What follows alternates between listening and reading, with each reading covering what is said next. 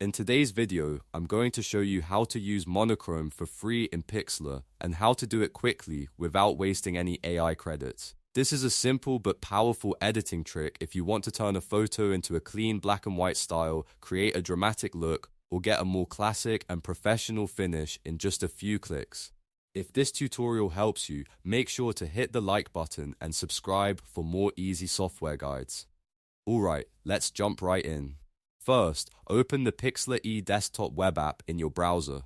Once Pixlr loads, go ahead and open the image you want to edit. You can do this by uploading a photo from your computer, dragging and dropping it into the workspace, or opening a project you already started. After your image is loaded, look at the top menu bar.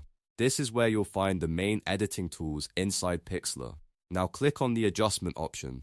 This will open a drop-down menu with different color and tone controls you can apply to your photo. From that list, click directly on Monochrome. As soon as you select it, Pixlr will instantly strip out the color values from your image and convert it into a monochrome look. The best part is that this works for free and it does not cost any AI credits. That makes it a great option if you want a black and white effect without using premium tools or spending anything extra.